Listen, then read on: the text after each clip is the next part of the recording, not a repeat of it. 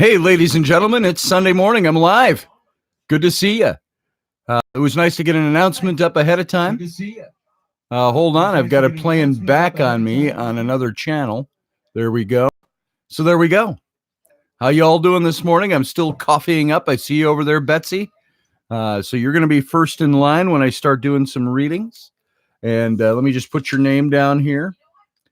And we're going to wait just a few minutes, do some little introductory stuff here to get people in live, and we'll start the ball rolling this morning. So I want to thank you for coming, Betsy. You're the only one here so far, and we'll see what's going on. So, ladies and gentlemen, it's Sunday morning. This is the little Sunday version I like to do of our show. And it's very informal, not going to do a lot of teaching or preaching or digging into deep stuff. Although I can't say we won't get deep if we organically go there. Yo, Rocky Stucci, good to see you, brother. Hey, everyone, shut up. Rocky's in the room. Are you at home or are you working this morning, brother? And I've got a child down here below my stool tapping me on the leg saying, I'm going to jump up and surprise everyone when you go live. Why don't you get up here? Get up here and say hi. There's Rowan. It's my 8-year-old. So she is here live with me this morning. What do you got to say? Got anything going on in your head? You have a mustache. I do have a mustache. That's an astute observation on a Sunday morning. So, Jessica, how you doing? Good to see you. So, can you share where you get your bullet coffee from? Frankly, I like to use a place called Ravens Brew Coffee. They're northwest, up in, I believe they're outside of Portland in Oregon. Okay. Keep it down over there. It's very casual. My family gets to stroll in and out while I'm doing this show today. So, unlike my radio show. So remember, when I do my daily show at 9 p.m. Central, Monday through Friday, that is also going out to a radio audience. So we have more restrictions there. I can't say words like fuck and goddamn and things like that on that show. And I shouldn't really do it on this show for those who are offended by that, but I don't care. If you're offended by common language, you'll have to grow a thicker skin. When you come over here. And because I use that word, it was a word that was, verboten. It was taboo. You didn't say the word fuck when you were a kid. And if you did, you ran the risk of having your mom wash your mouth out with a bar of soap. Now, I don't know if people still do that nowadays. Maybe it's considered child abuse now. But you know what? I had my mouth washed out with soap so many times when I was a kid. And look at me. I'm almost 60. I made it this far. So it didn't poison me. It doesn't abuse me. I don't cringe at the sight of a bar of ivory soap. Although dial soap could make me cringe. Kidding. When you go into surgery, like I've had, they make you bathe your body in dial soap first before you come in. Antibacterial stuff. That's all I know about dial anymore. So a little less structured. On Sunday mornings. Pyramid, good to see ya. Yo, yo, yo. Ho, ho, ho for the Christmas season. Great to see you there. Rocky's at home this morning. So y'all, I'm going to give out Rocky's phone number and you can all call him at home this morning if you want to say hi to him. It's 651-555. No, I'm kidding. I'm not going to give out Rocky's phone number. But you can say hi to him here because he's in the room. And this morning, I got to tell you, I'm going to do some readings this morning, and my regular set of cards that I've used for 11 years is gone missing, and I'm not sure where I put it. I knocked it off my desk down there. Because remember, someone said hi to Mom on the ghost thing, so the ghost knocked it off and stole it. Oh, well, there you go. My young daughter, Rowan Claire, just told me that a ghost knocked it off my desk somewhere, and that's why I can't find it. So it's somewhere around here. So I'm going to fall back on one of my older decks, which is actually still in pristine shape because I haven't used this one for years. I think actually this is my wife's deck that she bought. I had the Golden Tarot, which is this one. This was put together by Cat Black, the same person who did the tarot that I use, which I can't think of the name off the top of my head now. Not the Troubadour. I always want to say Troubadour. It's not Troubadour, but she did the Golden Tarot, and I used this first, and then she came out with this other deck, which I've used for years now, and the Touchstone Tarot, and that's the one I like. And as a reader, you get used to the imagery that's on the cards. So sometimes I can pull a card, like I'll just take this unshuffled deck here. If I pull a card right off the top, the Four of Swords, now that's got different imagery on this card than you see on the other deck, but I know what the card means. So if I stumble through this a little bit sometimes, you'll have to bear with me. And by the way, since that card just happens to be on the top, this card in general simply means it's time. If you look at the imagery on the card, I wish the light wasn't blotting it out so bad. That's why I have to tip it. You got a guy laying in bed and he's resting, and he's got his sword by his side and 3 more swords over his head on the wall. And the idea with this card is it's time to take a break. Take a little break. Doesn't mean, disqualify yourself from life. It just means take a break, step back, and realize that there's other things coming. The swords are conflict, and the sword by the side is all conflict. So take some time to rejuvenate, to recharge the batteries. Maybe that's what Sunday is all about. And that's why that is on the card top. I haven't touched this deck, by the way, in years. And it's still very pristine. You can see here, it hasn't been used very much. It's still got all its gilt edges on it. And it's a very nice deck. So we'll do some readings from that today. And we've got Betsy's coming. And Roy, good to see you, brother. I was just having a long conversation, relatively speaking, text messaging with Roy this morning. And Roy is a contemporary of mine. Now, we never knew each other when we were younger, but we are pretty much, we're the same age. We graduated pretty much. He was a year ahead of me in high school, and we got to talking about all the nostalgic things, amongst other things, some scholarly questions that he had about things. And we were just reminiscing about a little bit about it. He was also an ordained minister, and in a conservative Presbyterian, I was going to say Protestant church, and went through some of the same things I did, divorce and things like that. Roy, I'm sorry if I'm revealing private information about you that I maybe shouldn't. I spoke before I thought, but I was just making comparisons. Some of the same things he's gone through, I've gone through. And he mentioned that dark night of the soul as being a time that he had to pass through. And I've been through that. And the dark night of the soul, how would you guys define that? Do you feel you've been through that? I know Rocky is in the room, and I don't know if he wants to talk about it, but Rocky is a dearest friend of mine. And I know he's gone through things that he would readily attest were his dark night of the soul, where you pull back from everything. Maybe that's good that 4 of Swords showed up. That could be that dark night of the soul where you have to separate from everything for a while, rejuvenate, relight your pilot light, so to speak.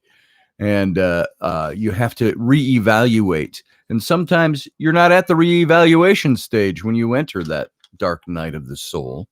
It comes on you, and that's the time where you're, as it were, traversing the valley of the shadow of death. And you don't know necessarily what the end is going to look like or how you're going to come out. But you have to go through it.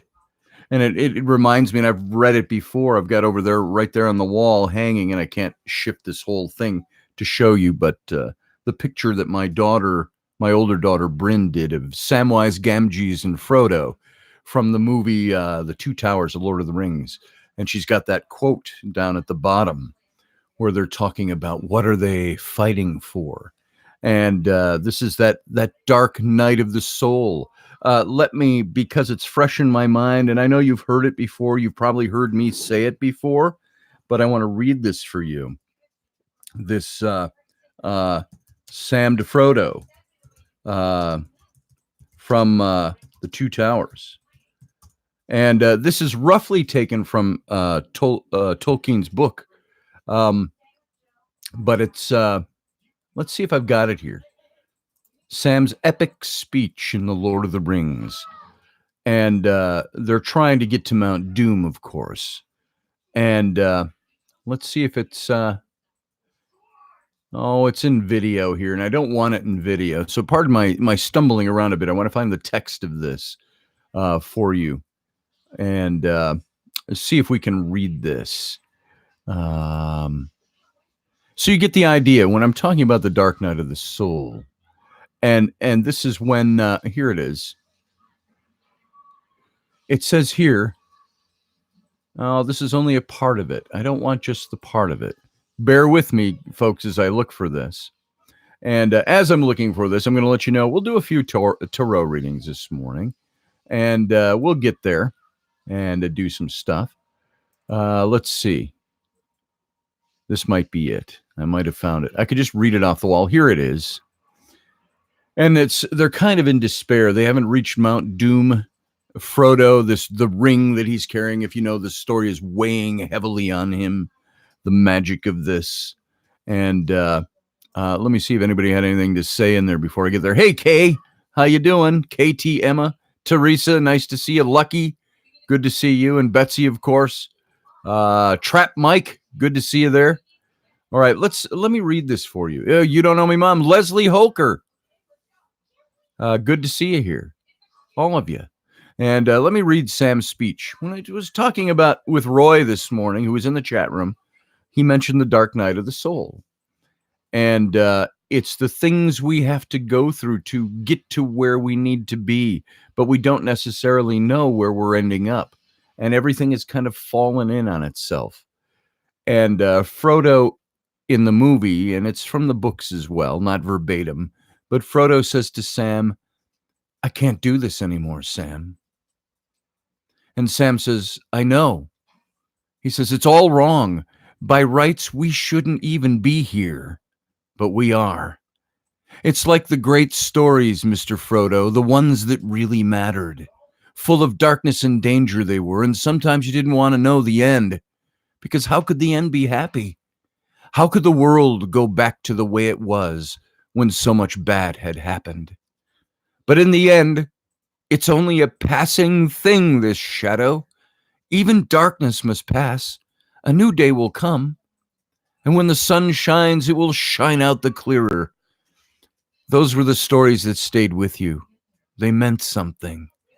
Even if you were too small to understand why. But I think, Mr. Frodo, I do understand. I know now. Folk in those stories had lots of chances of turning back. Only they didn't. Because they were holding on to something. Frodo says, what are we holding on to, Sam? And Sam says that there's some good in this world, Mr. Frodo, and it's worth fighting for. This is one of the classic moments from that movie. And I think a classic moment for getting your head wrapped around the Dark Night of the Soul. There's Michael R. I'm sure he could attest to you as to what the Dark Night of the Soul is all about. And Lucky says, I used to fight for my dark side. Once I started to listen compassionately, things got better. It does take a lot of introspection and self-study. It does indeed. And that's one aspect of the Dark Night of the Soul. Sometimes the Dark Night of the Soul is just, you feel riven, torn away from everything that once meant something to you, that once was something for you. And you feel like you're left in this dark limbo and not sure where to go. I get pictures in my mind, a dark path through the dark woods. And you could use the Mirkwood example if we wanted to stick with the Tolkien theme. And you just have to struggle your way through it. And so, Jeannie, how you doing? Good to see you. And thanks everybody for being here. Let's I was talking about lighter things because I was talking with Roy earlier, and we were just comparing things that we remember because we're contemporaries in age, high school, all of those things. We grew up through all the same things. And I mentioned That 70s Show. If any of you seen that, I said that's the example I've always used to say. That's how I describe to people when I graduated from high school and my age group. You go back and watch that show. The year they graduated from high school, the kids in that show was the same year I did, 1978. And so you get an idea, perspective of where we were, what I came from. And I've mentioned many times in different conversations we've had on here that I grew up in the 60s and came of age, if you will, my teen years in the 70s.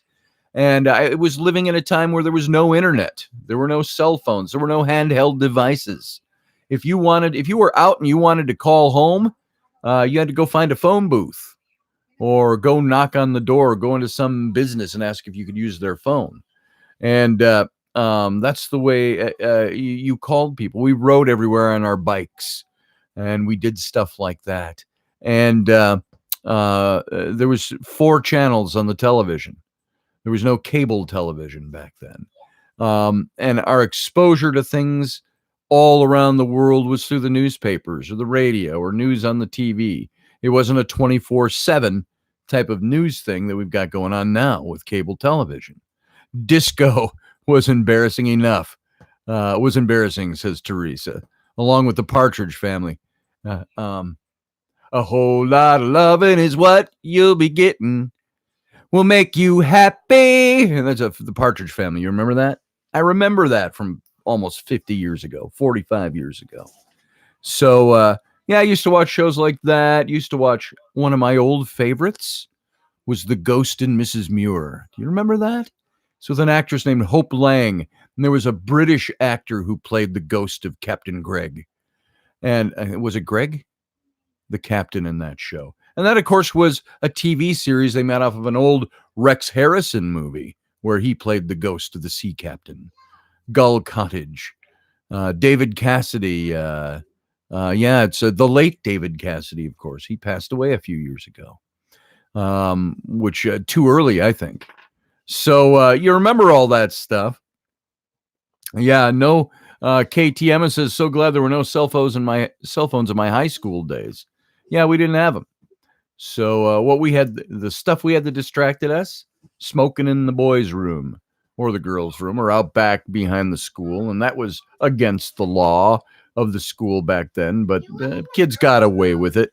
I never went in the girls' room to smoke. I can tell you that. I didn't smoke when I was a teenager, by the way. I didn't even pick up the habit until I was 40. So let's see. Ghost was a sexy dude. Yeah. I wanted to grow up and look like him. I'd have the little mustache, the Errol Flynn look was what he had. And he wore the turtleneck, the dark turtleneck with the dark captain sea coat. It was a good series. It was fun. They made it fun, of course. So if you ever want to look that one up, go find The Ghost and Mrs. Muir. That was a fun series of the day. And of course, I watched all the stuff like The Wild Wild West with Robert Conrad. Loved that show. Gilligan's Island. Do you know that Hale was his last name? What was his first name? It was just on the tip of my tongue. The guy who played the skipper in Gilligan's Island. Not Anthony Hale. I can't think of his first name. Hale was his last name, but he was the son of the Hale who played with Errol Flynn in several movies, swashbuckling movies. He played Little John, and he played characters like that alongside Errol Flynn. He was in several Errol Flynn movies. I believe he was in Alan Hale. There it is, Alan Hale Jr. And his dad was played in all these swashbuckling movies with Errol Flynn, and they were good friends. So I watched that. I watched all of those shows. I was a maven for TV. I spent too many afternoons watching old reruns on TV. And of course, Star Trek I watched. Johnny Quest cartoons. They had the best jazz music ever performed was for the title of that show, the opening of that show. So, and that was Doug Wildey was the illustrator who created Johnny Quest. Fantastic work. So Rat Patrol. I remember Rat Patrol. And see, and I get all the theme music in my head. Wasn't Rat Patrol, Roy? Wasn't that the one that it went dun dun dun dun dun dun dun dun bum bum bum bum dun dun dun dun dun. Was that? I think that was Rat Patrol. I don't remember. Hogan's Heroes was another one. We grew up with Hogan's Heroes. We were just talking. Who brought it up the other day? It might have been I was on Nancy Planetta's show, and I think no, it wasn't Nancy Planetta. It was somebody else. Maybe it was Rocky. Rocky, did you mention that? Robert Crane, who played Colonel Hogan in Hogan's Heroes, he was murdered, brutally murdered, back in late 70s or early 80s, something like that. And that was still a mystery. They're pretty sure they know who did it, but it's still an unsolved murder case. And he was beaten to death with a golf club while he was sleeping. And he was into a lot of weird stuff, though. There was a great movie, Doug Kinnear. Oh, I know where I was talking about that. I was on with James V. Johnson, J.V. Johnson, old publisher from Taps Para magazine days, the Ghost Hunters magazine. I was the editor-in-chief. He was the publisher and owner of the mag. And we did a weird show the other night, and he brought up Bob Crane. So Greg Kinnear, though, actor, played Bob Crane in the movie Autofocus. Did a great job portraying Bob Crane from Hogan's Heroes. I wanted to watch it just because I wanted to see the Hogan's Heroes bits they did in the show, and in this little bio about Bob Crane and the murder of Bob Crane. So all that stuff. There's so much stuff that we grew up with that is different than now. It seems now the world is so convoluted. So everything is intertwined. Everything is, what were we talking about? I put up a rather flippant post on my Facebook yesterday. I think it was yesterday, might have been the day before, where I mentioned something about, the flood, the great flood of the Bible in Genesis. That was supposed to have taken place for what reason? Everybody raise your hands. You know the reason that was given in the Bible that we were taught in Sunday school? The wickedness of mankind. That the wickedness of mankind had become a stench to the nostrils of God. And so he destroyed the whole world, saving one family, because that guy, Noah, and his family were the only righteous ones left, as we were told in Sunday school. And I thought, that happened roughly on the calendar. If that was a literal event that took place biblically, roughly 6,000 to 7,000 years ago. So if you've got that time frame on it, and the ancients, think of the ancient world. How wicked was the ancient world? Well, they didn't have handheld devices or the internet, so maybe they had a lot of time to think of how to be more wicked. But God destroyed the world for its wickedness. And if he hadn't made the promise with the rainbow, which sounds very mythological to me, where'd the rainbow come from, Daddy? Oh, well, that came when God promised to never send another flood on the earth. Really? Now, I kind of figured that out once to be prior to the flood, the antediluvian world. There was, they say, like a vapor canopy that was in the atmosphere. And you could never really see the sun clearly. It was like a hazy, overly humid day all the time. It didn't rain. The moisture in the atmosphere watered the earth. And that when the Bible says the windows of heaven were broken open and the floods came forth from underground, all these caverns we have nowadays, the atmosphere broke that vapor canopy and the world flooded. And maybe the rainbow was something you couldn't see before because you didn't have the refraction of the sun. And so in the atmosphere. And so maybe that's part of what the promise was supposed to be, what the mythological story was supposed to be telling us. That's just off the top of my head, folks. I haven't researched that, so it could be a bunch of hooey. But so if God hadn't promised to never flood the earth again, how wicked does the earth have to become before something catastrophic happens again? Are we less wicked now, wicked, quote unquote, than they were in the days of Noah? World seems pretty convoluted to me right now. It seems pretty out of touch with everything opposite of goodness. but the human heart is still good. So I don't know. What about that? What do you think? Is that what leads to Armageddon? This is if you look at a biblical calendar. So, and I'm not sure how much stock I put in a lot of that anymore. Although I believe there is, as we've been talking about in my series during the week, I think the Bible is efficacious. It's got good history in it. The theology, I sometimes question. I question the faith elements. So let's not get into that because I'll start getting into a show. So let me see what some of your comments are. Dark Shadows, Jeannie Griffith on the mark. Dark Shadows. We watch that every day.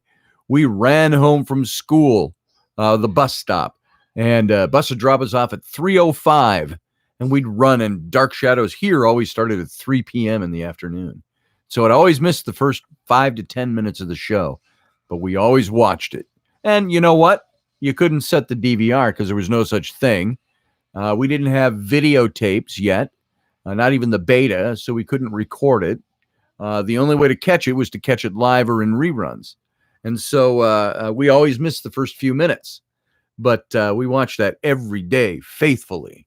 Watched Dark Shadows for years. Used to terrify me when I was in third grade when I first discovered it. The first episode I saw was the werewolf mauling someone. And it scared me to death. And I would get home off the bus in third grade. I was the first one home. My brother rode a late bus because of things he did after school. My little sister was at the sitter. My mom would pick her up and usually show up around 3:30. And from what she was doing, work she was doing and school and stuff. I had a very young mom. She was still taking college courses when she had 3 kids, single mom.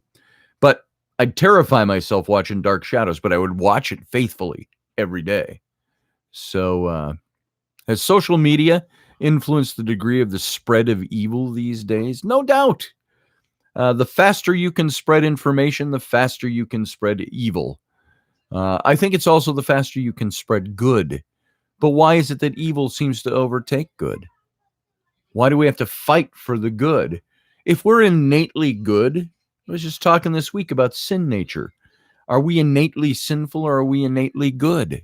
When did that doctrine start? That started with about 300 years after the death of Jesus. The Orthodox Church came up with that. So Mel Jass matinee movie always came on after Casey Jones. Oh, Casey Jones was the bounder's name. Now arriving on track 11. Yeah, I watched Casey Jones. That was a kid's show every noon. And then after him at 1 o'clock was the Mel Jass Matinee Theater. And he showed all the old movies. Yeah, Leslie, I remember Mel Jass. So, when he announced your birthday, you know, I was once on Casey Jones on television. My first brush with TV. It was when, do you remember he also had the afternoon show? He did the noon show, and then they started doing the 4 o'clock show in the afternoon for after school.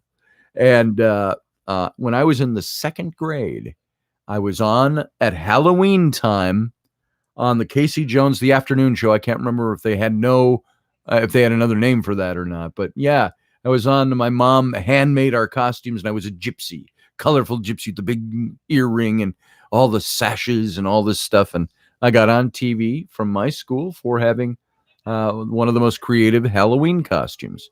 And I was dumb. You know, what was I? I was 7 years old in second grade. And I think I stood when I remember seeing myself on the monitor when we were live on television with a look like this. So I didn't say too much, but I was 7 years old. I hadn't yet developed my talkative side. So Roundhouse Rodney, right? I met Casey Jones. Bob, can't remember his name. He came in his engineer's costume and cap. Remember Uncle John's Pancake House? He used to come to Uncle John's. They were a big sponsor of Casey Jones' show, the Family Pancake House. You have the fake black mustaches paper that you could put on at the restaurant. So, Mr. Ed, a horse is a horse, of course, of course. Hello, I'm Mr. Ed. Yeah, we had that show. We had all those shows. Those are the things we grew up with. And it seems like an age of innocence in our nostalgia, but we forget things were just as convoluted back then. I think the convolution of society and the world matches its technology. It keeps growing and expanding. And so I'm sure there was you read stories of all the nasty stuff going on behind the scenes during all that stuff in those days. It was pretty crazy. So Patch, how you doing, brother? I think I'm old and wise with 4 or so, age with all in the family. And Sonny and Cher. Yeah, I remember those. Those came up when I was a teenager. All in the Family and Sonny and Cher. I got you, babe. Dun, dun, dun, dun, dun, dun, dun. I got you, babe. And all of that. So yeah, there's so much. The 70s. I think back to the 70s. I would hate to go back to the 70s. I didn't like the clothes. Everything became synthetic in the 70s. I remember that. The hairstyles were goofy as shit. Look at like Farrah Fawcett. The first big boner for a lot of kids my age. But she had that hair with the wings that flew back, with the hairstyle. The big mall hair in the early 80s came out. For guys, it was all the poofy hair and poofy all over. Then came the mullet and things like that. Rocky had a mullet once before he started having his man bun. So now he wears a man bun. So you just tossed a diaper and bottle. There you go, Patch. So nothing's worse than Jennifer Aniston from Friends, that hairstyle. Yeah, we weren't looking at the hairstyle with Jennifer Aniston. Sorry to say, Kay. Yeah, all us guys, we kind of like Jennifer Aniston. But she came later. I was already out of college when Jennifer Aniston came along, did Friends. So let me take a sip of coffee. Coffee grown cold already. So yeah, good nostalgia, good stuff.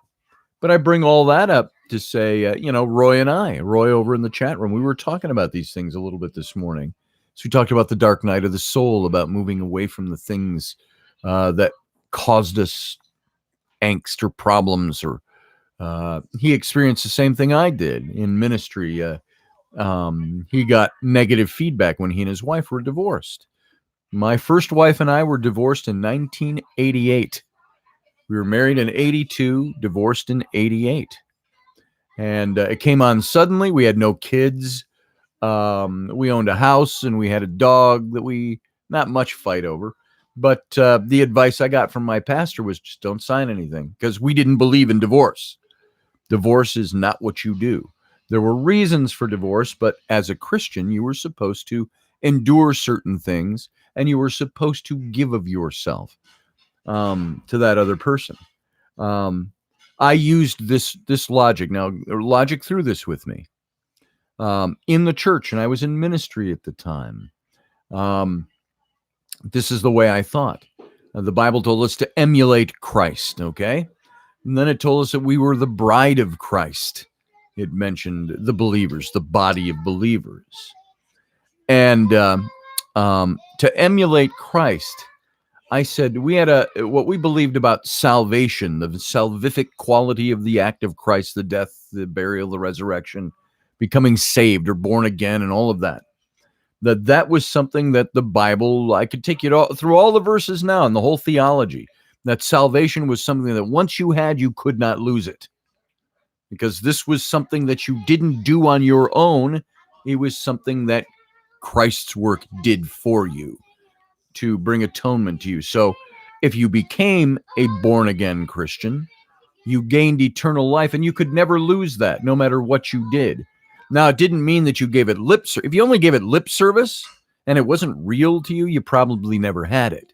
But if it was something real to you and you drifted away and said, you'll never lose this. That was the theology, okay? Now, I would say in marriage then, if I am to emulate Christ, and that's what he says he does for me on a salvific level, what would it be then if my wife wanted a divorce? Or did something that we considered qualifying for divorce? I said, my position as a Christian then, who is supposed to emulate Christ and the way Christ did things, I said, who am I to cast my wife aside, to divorce my wife? Aren't I supposed to be forgiving if she wants to accept that forgiveness? So therefore, it's my duty, my obligation on the hard side, and on the soft side should be the passion that fits my duty to love my wife, even though this happened, and to resist the divorce and to work towards saving the marriage. But once it was done, and you couldn't do anything about it.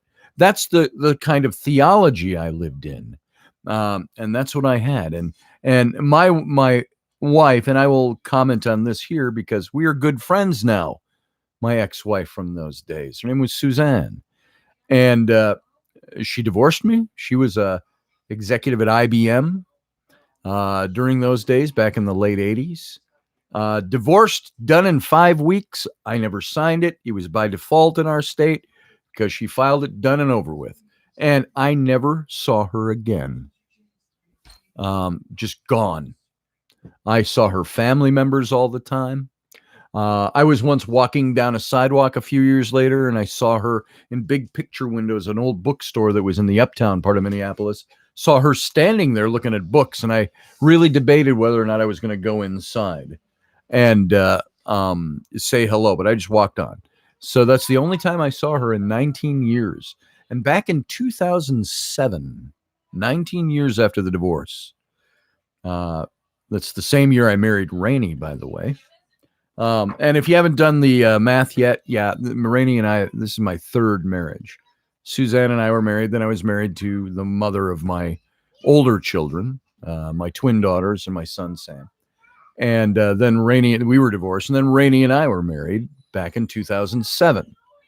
And that year, I got a phone call one day. And I recognized her voice, even though I hadn't heard it for 19 years. She was very intelligent, articulate. She said, "I'll bet you don't know who this is." And I paused and I said, "I'll bet you I do." And I said, "How you doing, Suzanne?" And she said, "I'm doing fine." She said, "This is the hardest phone call I have ever made." She said, "It's been 19 years since I've spoken to you." She said, about at the time, she said about 10, 11 years ago, she said, I went through Alcoholics Anonymous, the 12 steps and all of that. And she said, there was one thing you have to do. You have to make amends. And she said, you're the one person I haven't called to make my amends. I've put it off for this many years. And she said, so I worked up the courage and I'm calling you to ask for your forgiveness for the way I treated you, the things I did, and so on down the line, which are unimportant to this. And I said, you know what, Suzanne? I said, you were forgiven a long time ago. I said, that doesn't matter anymore. Life is new. We're doing new things. I said, so all I want to know is, are you happy now? And she said, yeah, I'm happy. And we got to talk. And my wife was right there. And I told her I'm talking to Suzanne. And she said, and so we talked for a long time. Suzanne came out with, and it turned out that she had also decided she was lesbian. And so she was married for the last 7 years in that time to another woman. They had adopted a bunch of kids that needed help.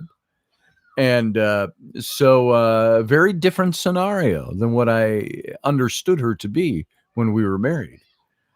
And so she and her whole family came out to our ranch. You know, we had a big party out there. We invited a bunch of friends. And I talked to her all the time. She's on my Facebook. She came and saw me when I was in the hospital for my heart surgery almost 3 years ago. And she and my wife talk a lot. And so my daughters did some work for her over the years. And so, she's become a good friend now. And so I don't know how I got into that, but exes always pop up in odd places and times. They sure do, Iowa. And so I would say while we had a bad split, we didn't experience each other for any reason for 19 years. Then we became friends again. And something she told me at the time, maybe a year after she had called me, she said, you were always my best friend. You were my best friend in college, and I married my best friend. And she said, I feel like I have a glimmer of that friendship reestablished with you now. And I said, you do. And we're great friends. And so that's a good ex story, maybe. It wasn't good in the time that it happened. I went off the deep end a little bit. What do they call it, guys? They call it the divorce crazies. You go through a divorce. I was 28 years old, freshly divorced, and went a little nutty for a while there, but got my groundings pretty quick. And I was married a couple of years later to Annette, the mother of my older children. And that was, I got to tell you, when that divorce took place, that was crazy. That was nuts. There was a lot of nutty things, a lot of nutty accusations during that period. And yet I always gave the olive branch to my ex, but she always refused it, and was a constant thorn in the side of our family. I was given at that time, as you all know, you've heard this story before, so I won't go into any detail, but back in 2001, I was granted sole custody of my 3 children, taken away from my ex-wife and Annette. And so they lived with me. My daughters were in 2001, 2002, 10 years old until they were 18. And my son was with me too most of that time. He was an infant when that started. And so I was a single dad when Rainey came on the scene about 5 years later in 2005. 2004, we met. She kind of came to my house, hung out at events at my house and stuff, but we didn't start dating until 2005, and in earnest in 2006, and we were married in 2007. So Annette was the one who walked Bryn down the aisle. They were trying to figure that one out. My daughters have a rough time with their mom because of the way she is, and their mom has caused them more pain emotionally than anybody I know. And yet they were trying to figure out, Dad, we want. Their mom was trying to talk them out of saying, I won't come to your wedding if you let your dad walk you down the aisle. And that's just the kind of person she is. And so Zach and Bryn took me out to steak when I was out there in North Carolina working on the mural. And that's when they asked me, would you officiate at the wedding? And that way we can appease mom. We'll let mom walk me down the aisle, Bryn said. So Annette walked her down the aisle and I was at the front and I officiated the wedding. So, that's who was there. So that's who walked her down the aisle, Leslie. You must have seen the video. Yeah, she's an incredibly selfish person. And, of course, my son had his problems with her as well. My son lived with us. And in his teen years, got into some trouble, smoking pot, stuff like that, which seems so innocuous nowadays. But this is just a few years ago, 5 years ago. And he got in trouble at school and all of that. And then he kept getting in trouble over that kind of stuff. And he decided he wanted to go live with his mom because there's a single mom and it would be more permissive. Well, she was tougher on him.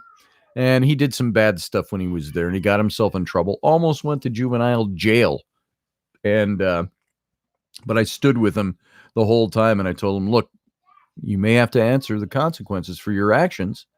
I said, but now he's out of that. He did all his time, all of his, not probation time. He's 18 now. He's going on 19 next month. And he's doing really, really well. And then he finally, when he was through all that, he moved down to live with his sisters, who had their mermaid tail company down in North Carolina. So he went down to live with them. So, boy, that's my life story. How's that? My life story. You didn't come here to listen to my life story, but there are lessons to be learned in all of it. Parenting lessons, relationship lessons, all kinds of stuff. Talking about the dark night of the soul. I used to say that, and I could still say this to a certain degree, I developed a philosophy that said life is really a piece of shit. Period. Life is shitty. And I said, but it's what you do with it. The choices you make, the way you deal with the crises that come on, because everybody's got them. You try to sit down with somebody and think somebody is really attuned to listening to your story or your crisis of the day, and you realize, I'm sitting here talking about my crises and my things. That person probably has, because I know how I am. When people talk to me about that stuff, there's sometimes you're really tuned in, you're compassionate. Other times you're like, I don't want to hear about your crisis. I've got a ton of my own. Here's how I want to hear how you're going to conquer your crises. Let me help you there if I can. Everybody's got shit in their lives. Everybody, unless you live a blessed life of some kind, a charmed life, everybody has shitty experiences. Everybody has things they can look back to say, this is why my life turned out this way. It's shitty. And that's when I started also adopting the idea that you've heard it a million times from me, Mark Twain, that quote from Mark Twain. 20 years from now, you'll regret more the things you didn't do than the things you did do. So cast away from the safe harbor. Set your sails to the trade winds. Explore, dream, discover. That became my mantra for life. Because I said, with all the shittiness, if we all dwell on our shittiness, you know what? Life's going to be shitty. So you got to focus on the things that are the good. You got to be content with what you have and figure out how to be content with what you have is that process of going through the dark night of the soul. One of the things that comes out of that. And dealing with the emotional struggles and the emotional shittiness of life. There's shittiness everywhere you turn, everywhere you go, everything you hear, everything you experience, unless you make it the non-shitty things. Hi, here's Rowan, one of my non-shitty things. Here, step up on the rung down there so you can get taller. I have too many tattoos. She has too many tattoos today. So this is Rowan Claire, my freshly 8-year-old daughter. And she's got too many tattoos. I told her when she grows up, if she's going to get tattoos, she just can't put them on her chest, her neck, or her face. I said, if people want to do that, that's fine. You know what? You do it. Yeah, but those wash off. Those wear off and wash off. So, You don't want to do that permanently. So that's Dad's take on tattooing. All right, I'm going to let you go so I can keep talking. Go. You're a senorita now. I'm a senorita now? How about that? Not by choice. So there you go. That's all I got to say about that. Yeah, she's adorable. She's my dancer, gymnast. She's constantly, I got to tell you, I wish I had that energy all day long, whenever she's home, all through the living room, doing cartwheels and backflips and getting up on the furniture. We constantly yell at her, get off the furniture. Don't do that on the furniture. But she constantly forgets. And she's up on the furniture doing flips and stuff and dancing and doing splits in midair and blah, blah, blah. She's going to be phenomenal at that gymnastics stuff. And and dancing. So she's pretty amazing, that little one. And she's very artistic. Rowan Claire. And then her little sister is just a dynamo in an uncaged tornado.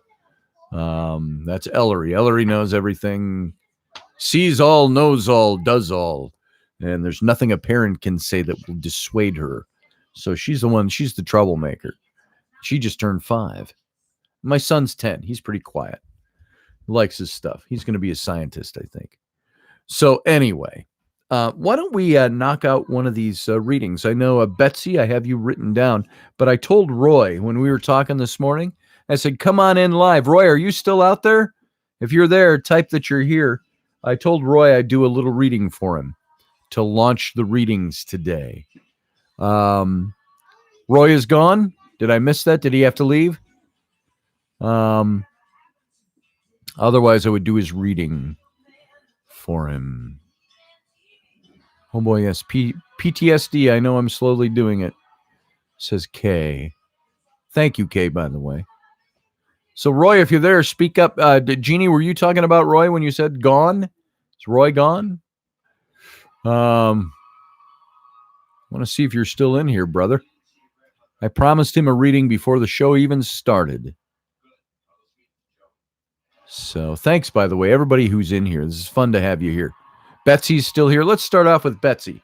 And if Roy comes back in, we'll do a reading for him. Now, I haven't used this deck in a long time. My energy is not in this deck so much. So I'm going to put it in by shuffling. It's a stiffer deck. Let's see how it works for me because it's not so used. I must be on low on data. Damn it, says Patch. Oh, this is a bigger deck too than my other deck. I can't shuffle it quite as well. So I'm going to do a shuffle here. See how this works with this deck. I wish I had my other deck. I don't know where I put it. Ooh, this is much longer, these cards. So, and they're stiff. Holy cats. Okay. All right. There's one shuffle. I'm going to shuffle 3 times for you, Betsy. And we'll draw a card for you. Ah, this is too big. I can't get my hands wrapped around them. All right.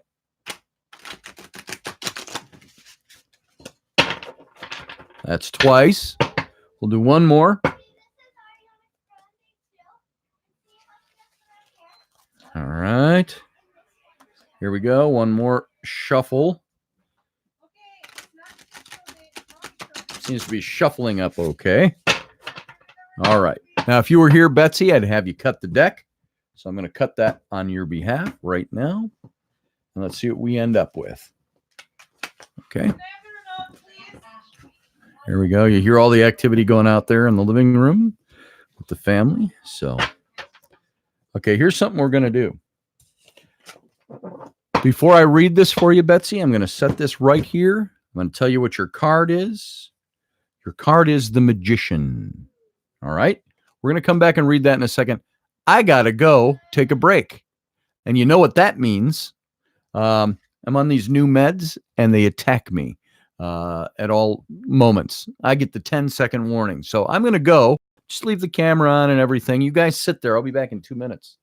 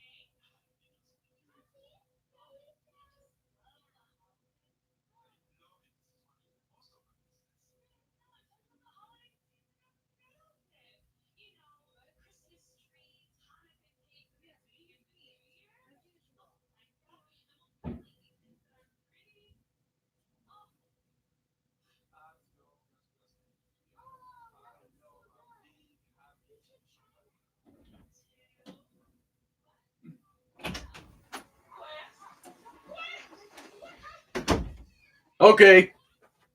I'm back. Sorry about that. Scintillating live radio, we used to call it.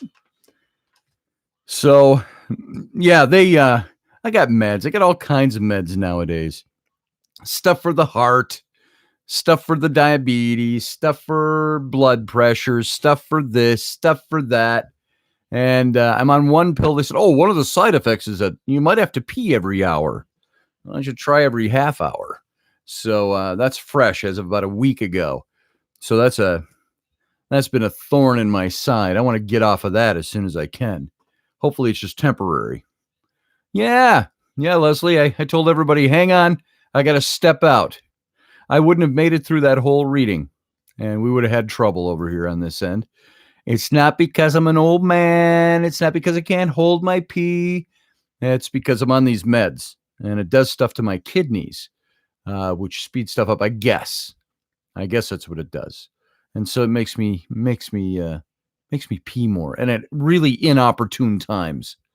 So there you go. Yeah, on the upside, it's cleansing. At least I don't drink it for health. There are people that do that. There's some health benefit to drinking your urine, and I just don't do it. It's not that I don't understand the medical stuff behind it.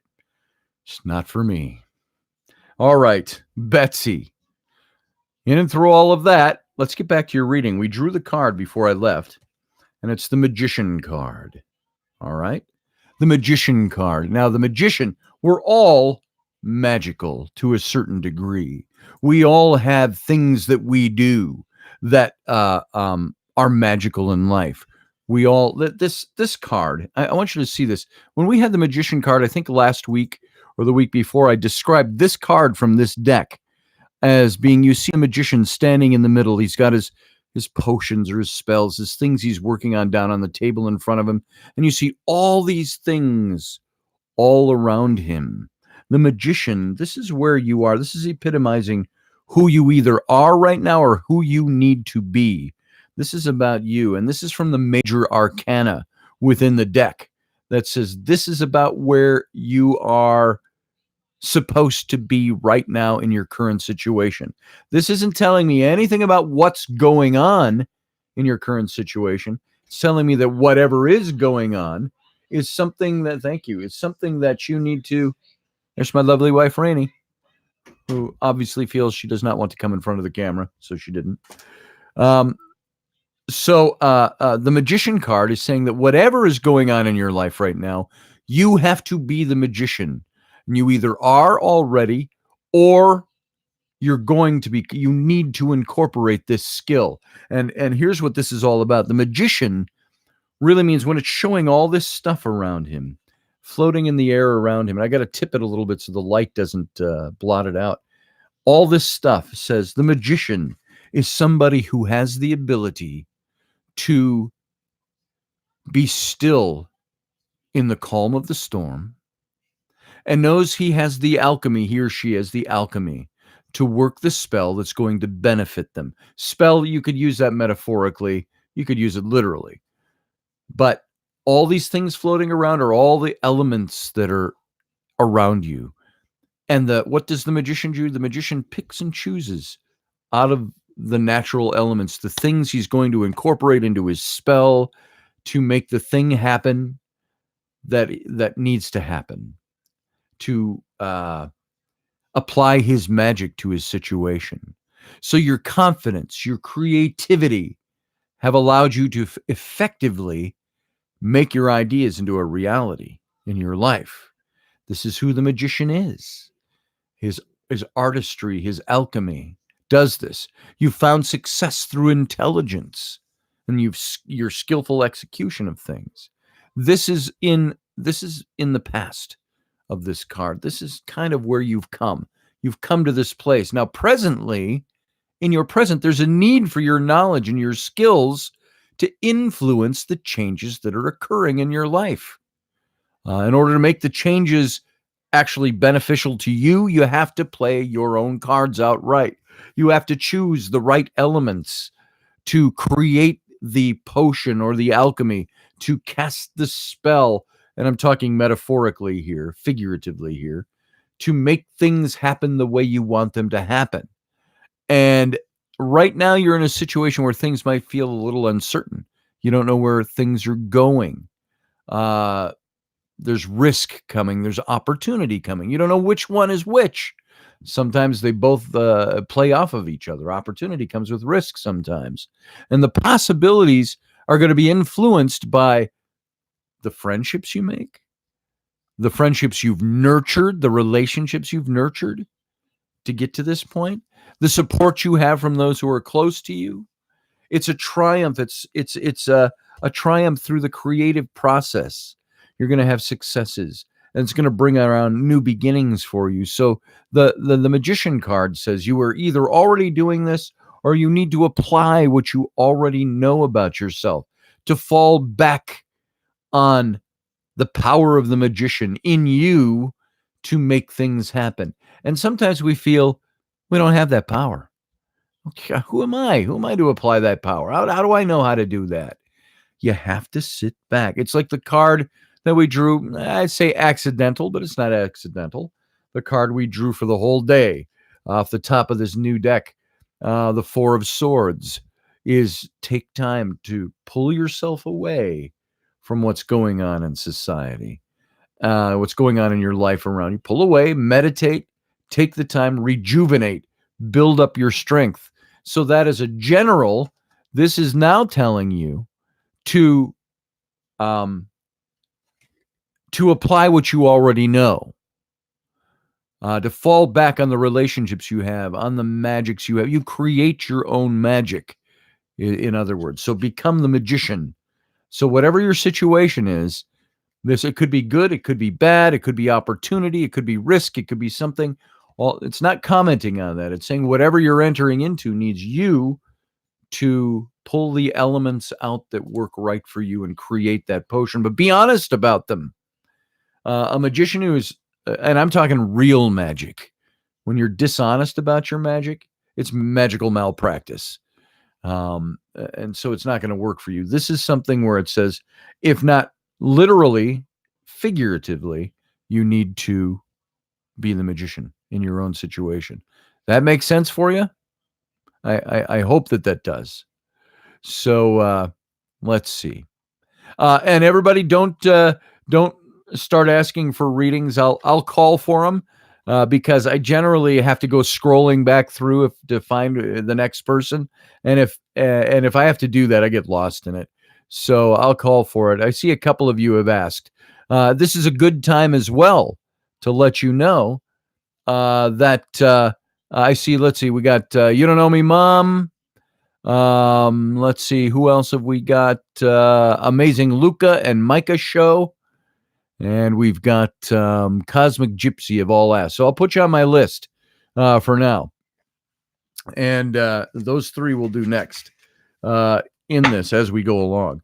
But don't put any more requests in there because we'll do them as we get to them. And then I don't have to scroll back and look for them. So let's see. Who do we have first here? Again, see, I've already forgotten. We got You Don't Know Me, Mom. I'll just put you down as Mom. We got Cosmic. And then we've got Luca. Luca and Micah. Who am I talking to? Luca and Micah at the same time? Or just Luca or just Micah? Who's asking? So I've got you down as Luca right now. The Luca and Micah show. So the amazing Luca and Micah show. So there you go.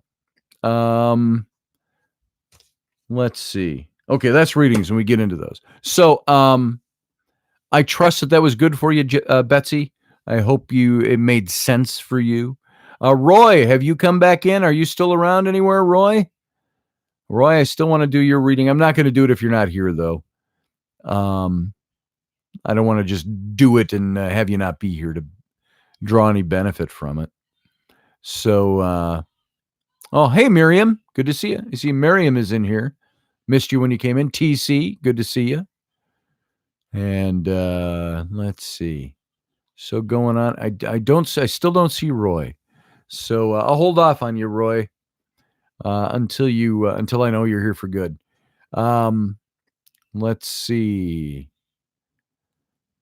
Good to hear, Betsy. It does. You just had your shoulder replaced. Ouch. 3 weeks ago. I understand what you're saying about always right on the money. Oh, thank you. So use the magic within. And take it seriously when I say this. To use the magic within, we all have the ability to perform natural magic. You have to focus on it, concentrate, visualize, actualize, all of those things. Meditate about it. See what you can do.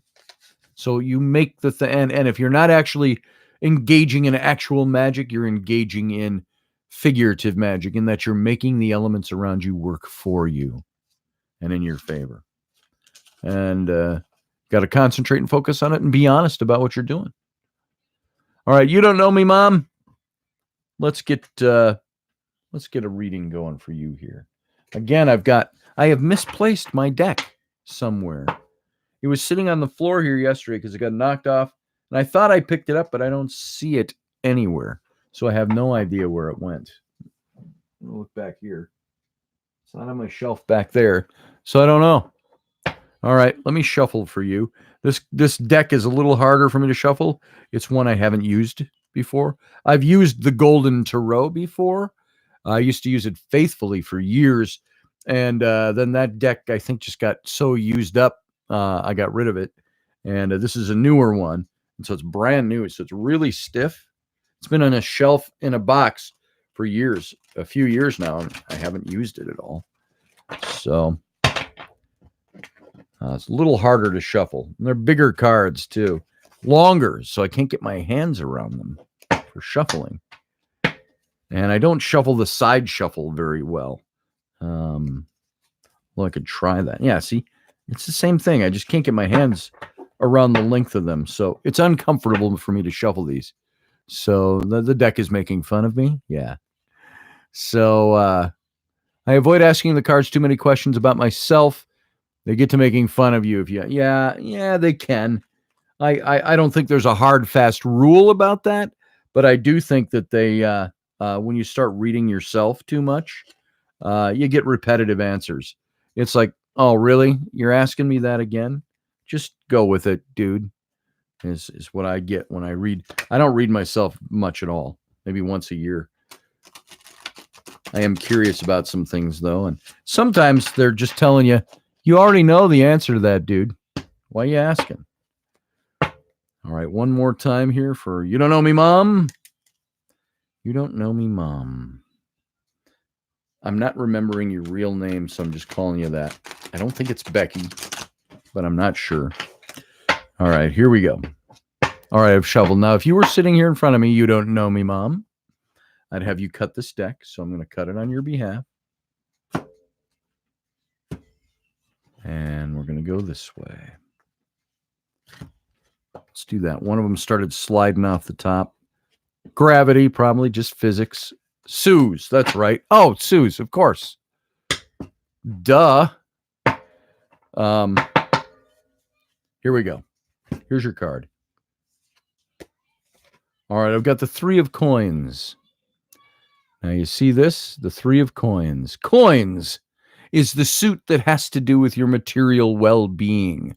All those things about you that have to do with finance, have to do, mostly it covers the finance, but it's about the things that are, remember, it's also the pentacles in the older decks, the coins. So it has to do with all of those things that pertain to your material well-being. And this card is about smart investment. It has to do with the picture here. It's a couple of women. They're working on something together there. That doesn't have a lot of bearing on the particulars of your situation. But this is a card that says you're going to start being recognized for the investment you put into something, the thing you put your abilities into. Have been a smart investment up to this point, is the idea, and your confidence has grown, and you continue to nurture your own self-assurance, and you're going to succeed at this. And the object in the very present for you is due for expansion, for elaboration. Your peers might be a useful tool to help you complete all of your goals on this. This is saying you're starting to gain some recognition for the things that you put into it, into whatever it is. Is it an entrepreneurial effort? Is it a project you're working on? Is it something through your employment? All of that. This is all talking about your inner satisfaction, though, demands a pursuit of excellence, that you've got to keep pursuing this, and mastery of that's going to be your credit. And so this is something where it's like you've got the ideas, you've been working on these things, you've been developing this for a long time. And right now you're in a position where you're starting to get recognized for that. That's either already happened or it's coming on you now. And if nothing else, it's the recognition that you need to keep developing this in order to make it into something that's workable for you. Be it, again, entrepreneurial in nature. You got a business idea. You've been kind of working on this thing. You want to expand it. Be it a project thing that has maybe nothing to do with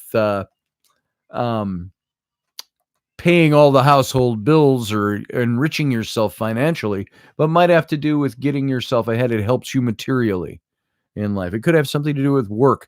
It is focused around the coins, though, the pentacles, which has to do with the material side of your life, as opposed to the emotional or the passionate side of life. So this is saying things are going on that you need to look deep and develop them. And if you don't do that, you know what? It's going to go nowhere. That might be the negative side of this. If you ignore the gifts you've had, if you are lackadaisical about developing something, or if you've lost interest or lost motivation in something, this is the card that says, don't lose motivation, keep at it. It's going to get you somewhere. Now, that might be just a general rule of life. The harder you work at something, the better you're going to make it become. You don't need tarot cards to tell you that. But what this is doing, if this is coming up for you right now, it's saying this is something that's going on either in your head or in your sphere of influence, and it's something you've got to pay attention to develop something further. Maybe it's, I'm just pulling this as an example. Maybe it's doing tarot readings, and you've played with this for a long time. You said, I'd like to do that more professionally, or I'd like to get better at it, so on and so forth. So it's something like that. I've always drawn pictures, but now I really want to see if I can sell my work. It's that kind of thing. Take the things that you've invested yourself into and keep developing them, and they'll become something for you. General rule of life. Until this shows up in your present, it's saying something's going on where you've got to look at something that you know is in that category and make it happen. And only you are going to be able to make it happen. Even though the card says, there are friends that can help you out in this, get you there. You've got to be the one invested in finding that and making that work and making that happen. Any of that make any sense? I hope so. That's what you get with a one card reading. It gives you a general idea. So all of you out there, this is a good time for me to say, I do full readings. You know why I do these one card readings? It's for you. It's to have fun with it on the radio, to give you a little something out there. But I also do them, to be very honest, to hopefully promote that I do full readings. You can go over and buy a full reading, and we'll line up a time. If you go over to my website, ScottAlanRoberts.com, ALAN with the Allen, by the way, ScottAlanRoberts.com. Here, I'll even put the link in here. If you go to my link where there's tarot listed, there's a couple of PayPal buttons there. And you can click on one of those for a 5-card reading or a 10-card reading. And the 5-card generally takes about a half an hour to do. The 10-card, 45 minutes to an hour. I've had them go an hour and 15 minutes. So you can go take a look. And if you want to sign up for a reading, I'm copying the link now. And I'm going to paste it here in the window. Boom. You can go over there, buy yourself a reading, then contact me either by phone or by email or Facebook Messenger. Let me know you purchased a reading, and we'll line up a time for you. All right? So there you go. Let's see. Patch. Oh, I see a bunch of things that have come in here. Let's see. Michael says 2009's been an incredibly difficult, scary year. Yeah, we've talked, Michael, and it's a little dark night of the soul going on there. Things changed in your life, says Patch. Not for the better. I have people to help overhaul this old house. My life just got real. I don't know what that all is about, but I hear you, Patch. Betsy. Yes, it does. She said thank you. Iowa avoids asking the cards too much. We covered some of that. Have I ever used playing cards for reading? Jessica, I have not. I know people who do. I've just never done it. I've never disciplined myself to go to a playing card and figure out all the corollaries there. One of these days I might. I figure why I just don't do it. I could do that if I could be almost anywhere and read cards then if I didn't have my cards with me. So Patch is looking for a way, hoping to find a way out of here soon. You can't stay with what's going on. My phone goes off and I don't know where I'll end up. I have no idea when and where. So peace out all. Patch, I'm sorry to hear that. Let's talk, brother. If you want to talk, give me a call. or connect with me. Good, Suze. I'm glad that helps for you. Kay says yes. I'm yes to not sure when, but I'm there.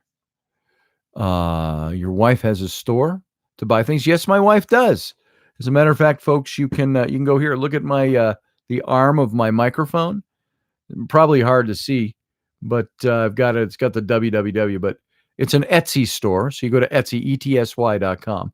Go to Etsy.com/shop/Mama Hathor's Studio, and you'll get to my wife's stuff. She's got all kinds of neat new Egyptian artifacts and stuff up there. Artifacts. I'm not saying historical artifacts. I could get put in jail for having those. But it's all little trinkets and all kinds of things we picked up in Egypt. And so you can see some of that stuff, little statues and things like that. Thanks for asking, Kay. Let's see. I got a list here. Cosmic, are you around? Cosmic. If you're around, I'll do a reading for you. Let you know you're here. Then on deck, I have Luca. And I don't know if you answered it because I'd have to scroll back and look for it. But Luca or Micah, who am I talking to for your reading? When you ask for a reading, please. So, yeah, Pat, you hang in there. So says Leslie. So say I. So say we all. Hang in there. Let us know what we can do. And I seriously mean that. You're part of the family here. You can get a hold of me. Get a hold of Rocky. Get a hold of Leslie. Get a hold of anybody. If you want to talk about stuff and see what's going on. See if there's any way we can help you with what you're going through. So, Cosmic Gypsy, where are you? New Life, I don't have you on the list. If you want to be on the list, I can add you to the list right now. So you'd be the third one. It's New Life is your moniker. All right. So, Cosmic, you still around? There you are. I was almost going to give you the going once, going twice, going 3 times. So, Cosmic, let's shuffle up for you and we'll draw a card for you. All right. And again, this deck's a little hard to shuffle because it's so stiff and brand new. And it still has the title cards in it. That's how new it is. Things like that. I drew out already. This one was in there, the Golden Tarot. So, just saw that come up. So, let's see. That's how new the stiff deck is. Stiff, oversized deck. All right. Let's shuffle up. Golden Tarot is what I used for years and years and years. When I told you about scotch and cookies at my house on Thursday nights. Everybody would come over and I'd do a lot of tarot readings during that time. I used the Golden Tarot. That was my go-to deck. Up until about 2009, when I picked up the Touchstone Tarot by the same person who made this deck, Cat Black out of New Zealand. Golden is a really classic deck. I love the imagery on it. All right. Cosmic, if you were here, I'd have you cut this deck with your own hand, but since you are not, I'm going to do that for you. And here we go. Deck shuffled and cut for Cosmic. Here we go. All right, I've got the Knight of Cups for you. The Knight of Cups. Now, the knights in all the decks were these messengers or delivering messages for, or doing errands for the king, so to speak. And that's what they did, and that's what they were all about. And they're always moving. If you see, he's on horseback here. The knights were always on horseback because they're always moving somewhere. They're always going. They're always making things happen. They indicate the knight, presence of the knight, indicates movement. And that could mean that there's big changes coming for you. Things are changing either physically or metaphorically. Something's changing for you. The cups has to do with your passions in life. The cups overwhelmingly represent our relationships, be they romances, be they familial relationships, friendships, all the things we put our passionate side of our emotions into. And so this knight is the knight that is delivering to you a message, movement. There's a change in your relationship status. It could be on a passionate romantic level, could be on a less of a romantic level and more of a relationship or friendships. This is also the idea that your strengths have been your intellectual capacity in your life. Your intellectual capacity, your ability to reason things out, and your self-determined willpower. This is what the Knight of Cups represents. And you're going to be slightly caught off guard by these new directions that are coming. Ideas, these new directions and these ideas are going to be things that are natural to other people, but it's more unique to you. It's different to you. It's not what you're used to having to deal with. And there's an offer of some kind or an invitation that's going to arrive suddenly and unexpectedly for you. So you're not ready for it. Now, it's either happened already. That's the presence of this card. Things are changing, but it's going to arrive for you. Now, lest people, I don't like the idea of, somebody said in there something about fortune telling a little earlier. This isn't fortune telling, because I'm not here to blow sunshine up your ass with the tarot. And I don't think the tarot does that either. But it talks about where you are, a snapshot of the moment. So the snapshot is something's changing for you. And you've got to stay focused. And you got to follow your most passionate beliefs in order to get yourself into the progress toward your goals. You're going to find a lot of peace in your deeper, more meaningful connections that you have with other people in this. Now, this could be a card that talks about a change in relationship status. Say you're married or with a significant other. These are things that might be experiencing change in the very present. Now, does that mean necessarily divorce or some kind of dissolution of relationship? Not necessarily. It means there's change. The basic changes are usually separation of some kind. So this is something that's saying either in a romantic relationship or a relationship where you put all your passion into it. It could be a work relationship, a job, but normally I'd see that come up in the pentacles or the coins, because it affects your material well-being. Unless this is something that also affects you on a passionate level. It could have to do with that. It could be relationships of any kind that are changing for you. And you have to rely on certain trusted relationships that are going to help you get through. But this is taking you by surprise is the idea here. You may have had some inklings, but it's not how you work. This is something that's taking you without really a lot of forewarning. And so you've got to be the Knight of Cups, who you're waiting for that cup to be filled. You're on the horse, you're moving. You're dressed in all your finery, and you're ready to go forward because you can handle what's coming along, but it's a surprise to you right now. And so you've got to use everything you've got, everything about you that you've brought to the table for relationships, passionate things like that. You've got to rely on what you know again. And because it's a one-card reading, it could be that the universe, God, your spirit guides, whoever it is you believe is delivering these messages to you, has to squeeze information that might be found in another suit into this suit. So it's something in this one card that's saying be prepared for changes. It's going to affect you on a passionate level, possibly a relationship level, and it's on top of you right now. Whether you've seen it start or not, or it's happening now as we speak, it's not a future thing. It's on you. And so you've got to start relying on what you know in order to carry you through this. I hope that's helpful. All right. But things are changing. The Knight says you're moving. You're moving in a different direction than you were on before this. Okay. There you go, Cosmic. That's all I got on that so far.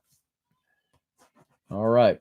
If we did a full reading or a partial reading, spread more cards, we could get more information on that. As a matter of fact, just for you, let's take one more card off the top of the deck, because I'm not even convinced I know exactly what this is dealing with. So if I pull one more card for you, trusting that something has already led you to this, you get the Knight of Coins. Came next. How about that in the random shuffle of the deck? 2 knights. So you've got 2 knights indicating movement, indicating change, indicating transition. Remember where I said in the first card that the knight, the passion could have something to do with job, but more likely to do with relationship. But sometimes, since we're doing just a 1-card reading, it's going to slam all that information into 1 card. Maybe it's talking about a job thing or a material thing.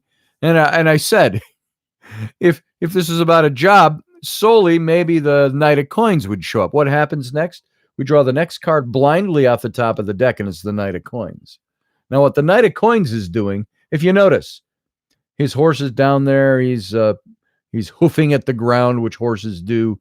Wants to eat something. They're standing still. And he's over on the hilltop here. The dog's even laying down at their feet. And he's surveying the landscape out in front of him, this knight. And so the Knight of Coins is movement, transition, change, but he's standing still. So what the hell does that mean, you might ask? It means that he is slow. He is plodding. Plodding, plodding. He plans his work. He surveys the territory before making a step, because he doesn't want to make the wrong step. So he takes his time. Instead of running into the change or running into battle or running into whatever he's doing, he's standing still, then he's going to slowly walk his horse down the hillside and into whatever he has to go to. So this could indicate that the whole thing of movement has to do with something that affects your material well-being. Now, if the first card was right in cups and it had to do with relationship or romance, and this card is dealing with your finances or your material well-being, maybe I'll just tell a little joke here. Maybe you're a musician who's going through a breakup. And so, you know what they say about musicians. A musician without a girlfriend? Homeless. But no, I'm just making a little light of this. So there's something that's combining the two. Your passions, possibly relationships, and your material well-being are all being affected by whatever this movement is. So you got 2 cards right on top of each other, one right after the other, telling you there's movement, there's transition. That's right on top of you right now. There you go. Okay. That was spot on, you say. I appreciate it very much. Been doing in tarot and similar things have been coming up. And I love to travel. Have a good day, Scotty. You too, Cosmic. You have a good time traveling. Cosmic Gypsy. Gypsy, you aren't the gypsy I know, are you? Shadray? So I don't think so, but I don't know so. All right. So let's move on. Let's see. We've got Luca or Micah from the magical, mysterious Luca Micah show. Amazing Luca Micah show. Are you guys here? Who am I talking to? Am I talking to one or both of you? Are you still here? Do you still want to get this reading? Amazing. There you are, Luca. All right, Luca, let's go. And now I am going to ask you, just for my own interest, doesn't matter for the reading. Luca, boy's name or girl's name? Because I've heard it used both. So it all depends on what your name is. Are you Lucinduella and you're a girl and you use Luca because it's cooler? Or are you a guy named Luke? I'm Luca. So I'm a guy. So just curious. I can't tell from the picture here. So you're boys. Okay. Good to know. All right. And dad, it says too, is even there. All right, let's go. I'm going to shuffle up for you, Luca. And trying to be a little lighthearted. Tarot can be a little serious sometimes. And one thing about the tarot is that it's invasive.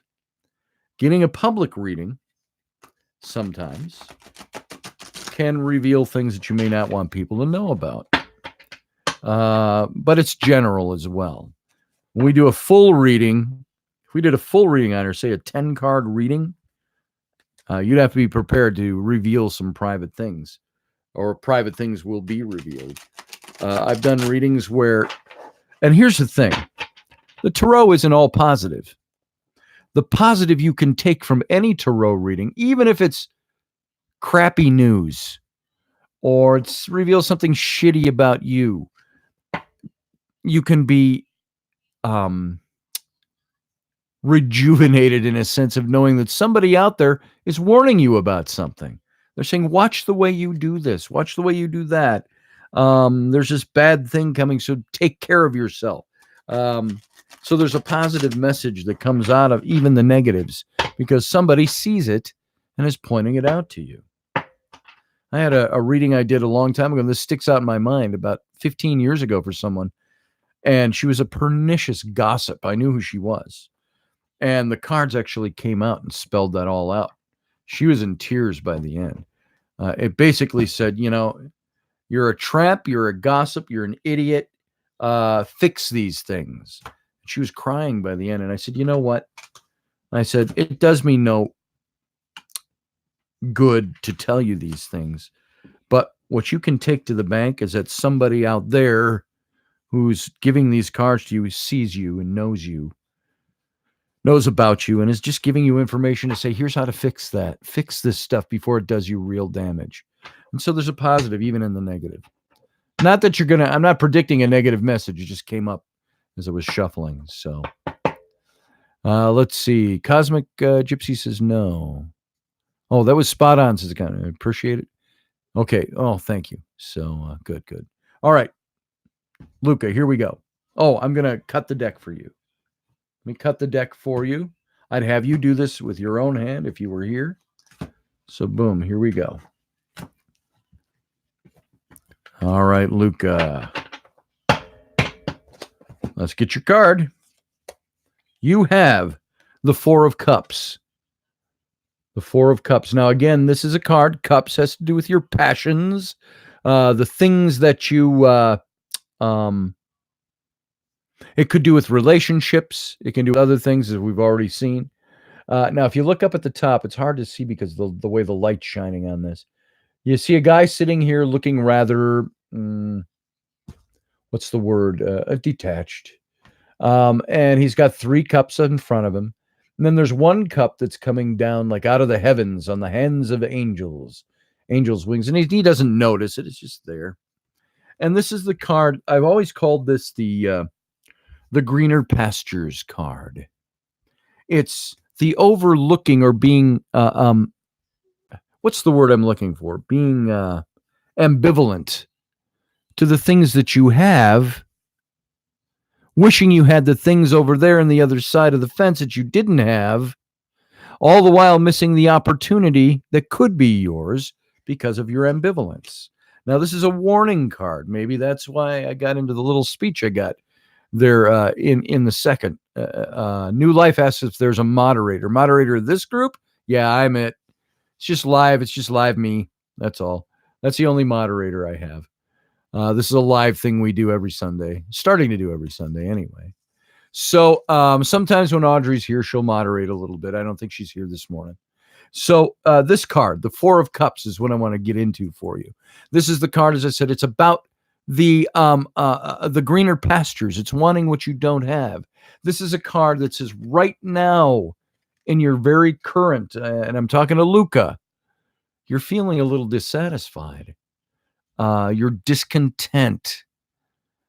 Nothing's changing to influence any of this.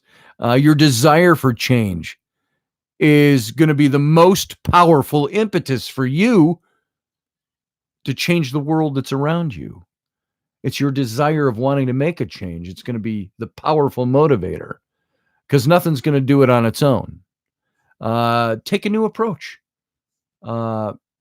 Transform your circumstances by the things you do. Now, also at the same time, don't get caught in the trap of, you notice this guy, he's looking at the cups he has. He's fine. He's got stuff going, but he wants to change. He wants something different. He's ambivalent to what he's got right under his nose. And at the same time, missing the opportunity, symbolically coming out of heaven, the hand coming out of heaven, offering the cup of something new and exciting and on this passionate level. But you're so caught up in the being dissatisfied where you are, that you could miss the opportunities that are right under your nose or on the hand appearing out of midair with an opportunity for you.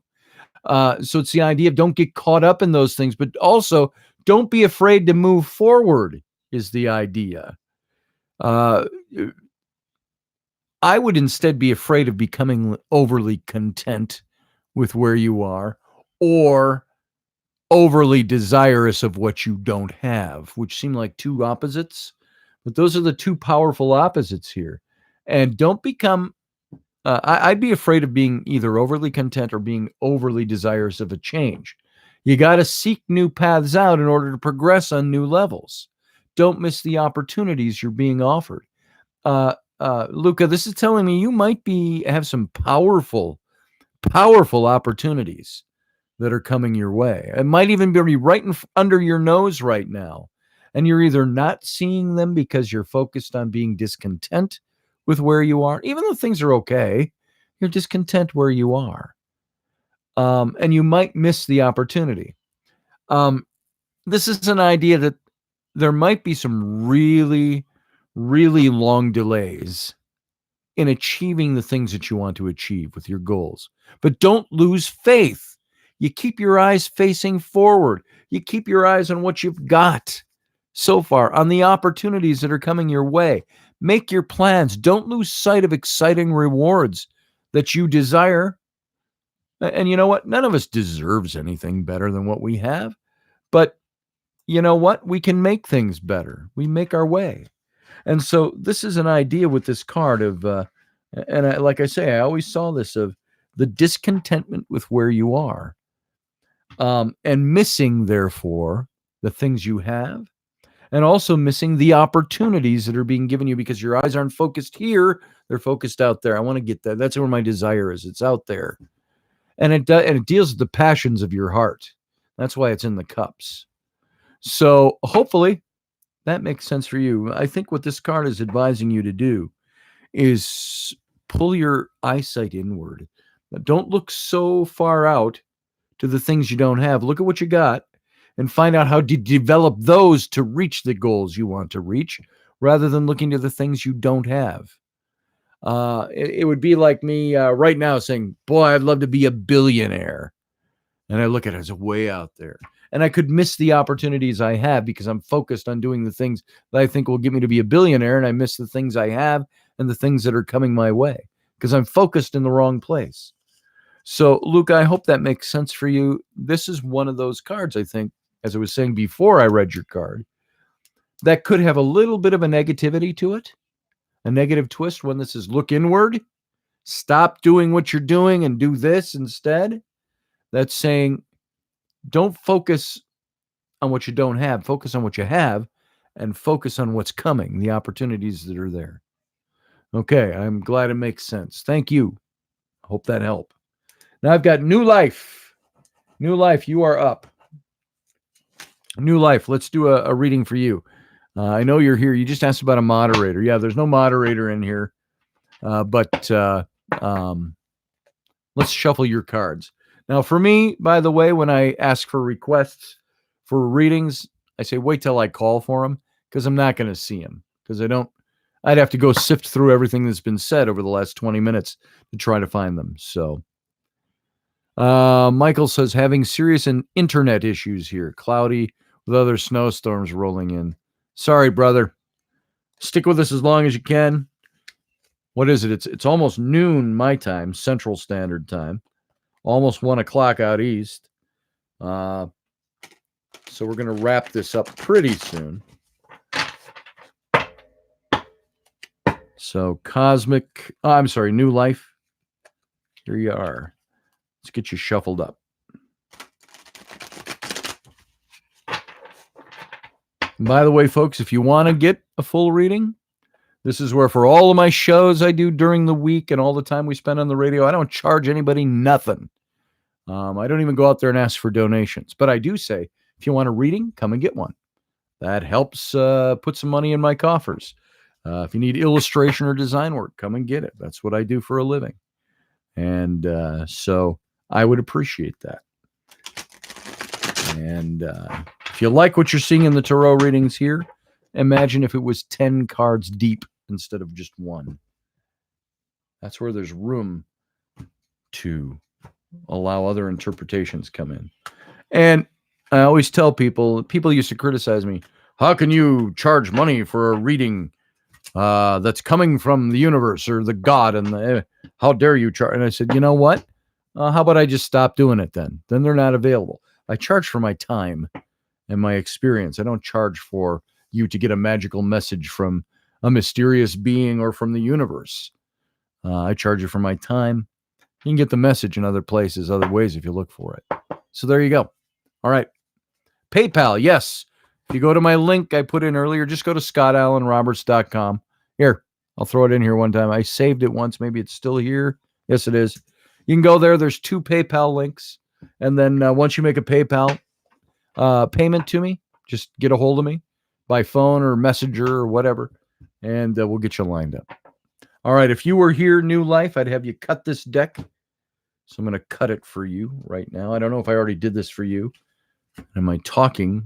Missed the fact that I did it. There. We're cut up for you. The way I see it, it happens the way it's supposed to happen, no matter what. Card right off the top. You got the 8 of coins. All right. New Life. This is a card of your industriousness, your entrepreneurial verve, your skill level. The things, if you look, you got a guy, he's sitting at his workshop bench and he's working on stuff. And out in the background, you can see through his window is clouds and a castle. Yeah, it's a castle. It's not clouds. Hard to see it in here. There you go. If I tip it away from the light. But he's working in his workshop. And the idea with this is you right now, up to this point, this moment, this card is recognizing the fact that you put the work in. You've put the work in to get where you want to be, to hone your skills, no matter what they be. If you're an artisan and you've got a work table like that, if you are a sales rep, if you are a mathematician or a scientist or somebody in IT, no matter what it is you do, you've put the time in, this says. You put the time in to get somewhere, to make something of who you are, to become better. And this is a card that's saying the castle out there on the horizon, that's where you're going. And you're going to go there because now you're being called on to develop those skills even more. This is a card that's telling you that you need to take the things that you already have and hone them even more. And this honing of this is something that's going to lead you to a mastery of it, that's going to open a door for you or answer to the door that's being opened for you already as an opportunity. And so this is something that says the skills that you've developed and mastered are leading you to success down the road at the big castle out the window. And you continue developing your skills and you're going to reach this moment of epiphany that you've reached, you've succeeded, you've gotten there. And by developing your talents, you're going to find success in your efforts. You keep developing it. You keep developing your talents. You're going to find a success in that. Invest yourself now in those things, and it's going to lead to greater rewards down the road. And it could be an opportunity that's at hand. It could be like the boss coming to you and saying, you know, if you had that degree in this thing, if you took a year and studied this, I could probably move you up into that position, pays you 10 times as much money. So it's a material thing because it's coins. It has to do with the material welfare. And I'm not saying that's what's happening in your life with the boss offering, but it's like that. It's like I've got to develop my skills. And the future of this card is really saying that you'll have a successful career or a spiritual endeavor that's going to fulfill itself for you. And the amount of acclaim you receive for what you've done to get there will depend on the amount of time you've spent determining and mastering your skills. It's like I used to ask, kind of on a different vein, but why can't we have wisdom and be the wise old man on the mountain when we're young? That's because we're not the wise old man on the mountain. We haven't experienced enough shit yet to get to that place, to be the wise old man. Same thing with development of skills. You would think that because you're good at what you do naturally and you've been doing this, that those things would hit when you're younger. But it usually takes, if you don't get that flash in a bottle surprise, you get to a place, you work yourself to a place where you are highly valued, highly sought after. So this is the thing here. It's saying develop your skills, and it's going to open doors. If that door isn't already open, forcing you back to the table to develop your skills in a new direction, or with a new twist on it, or a new, that's not even, I'm not saying changing it. I'm saying making it better, improving the skills that you have. So there you go. Life lessons make us wise. Exactly, Leslie. So there you go, New Life. Hope that made sense for you. I hope that works for you. Whatever you got coming down the pike right now, you're back at the work table to develop and hone yourself a little more for what's coming. And it has to do with your material well-being in life. So hopefully that works for you. And we all get to this place at one point or another. You're preparing for an entrance exam. I hope it make it through for engineering. There you go, brother. You are preparing for something to move you into something better. And we all do that. We all have to work to improve. And when we stagnate is when we don't get the new opportunities. So there you go. Thank you. Thank you for asking. All right, folks. I think that's all I'm going to do for readings today, because I've already been at this for, I don't know how long, hour and 45 minutes. So I hope that was good for you. If you want a reading, go over to my website. Sign up for a reading. There you go. And on my website, there's ways to get a hold of me via phone number. I think it's right in the header at the top of the website. Every page, my phone number is in the header. Or you can find it on the page, or shoot me an email, and we'll line up the time that works best for you. So that's all for readings. What's anybody else got? Hope you all have a good day today. Jeannie said when she took her boards, she was confident, and you got through it. You made a big difference with pay scale. Certificate surgical technologist. I was almost going to say technologist. That's the wrong pronunciation. So, yeah, those kinds of improvements are things that we need to do to improve where we are in life, rather than just settling. Now, I'm an artist. I've always been an artist. I haven't pushed to improve a position. I'm unhireable at this age, believe it or not. If I had been in advertising this whole time in my life, it'd be musical chairs. And I'd probably be in that almost $200,000 a year category. But I've been freelancing for 19 of the 40 years I've been doing what I do.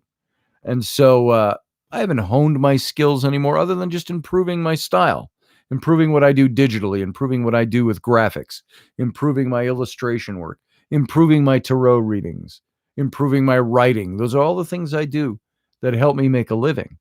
And so if we don't improve, we die, we stagnate, and we go nowhere. So I won't forget Jeannie's reading. I saw your name, Jeannie, and I thought we got to do your reading. Jeannie wanted us to do the full reading. How about next Sunday? Let's plan it next Sunday, because right now I don't have an hour left to do this. But why don't we do that next Sunday, Jeannie? Let's do your live reading, your live 10-card reading. And let's make it happen. You said you wanted to do it publicly. If you're still up for that, we'll do it on the show. So, you might have to do it in private. Yeah, people might want to hear. It's totally up to you. So if you want to do it in private, let's get a time this week and let's get that done for you. And so there you go, folks. If nobody has anything else, I think we're going to wrap this up now. It's 5 minutes after 12 Central Standard Time, after 1 o'clock Eastern Time, after 11 a.m. Left Coast Time. So I want to thank you for being here, spending your Sunday morning with me. And we'll see you tomorrow night for my show, Monday through Friday, 9 p.m. Central Standard Time, 10 p.m. Eastern Time, 7 p.m. West Coast Time. My show comes on Odyssey Radio, which broadcasts out to many different internet facilities, as well as 26 different terrestrial stations.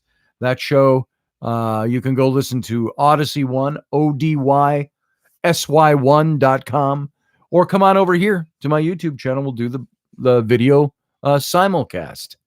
And you can join the chat room just like here. So, Brianna, good to see you. It's okay that you were late. You can always watch this in a rerun. Live is not always fun in a rerun, but I think there's fun stuff here. It's still good to see you, Brianna. Thanks for being here. So, love you too, Teresa. I always say Teresa because I have a friend, Teresa. All right, guys. That's all we got. Thank you for being here. Thank you for being part of this family. We'll see you tomorrow night at 9 p.m. Central Time right here. And you have a good rest of your Sunday. And love you all. You mean a lot to me. Thanks for being here.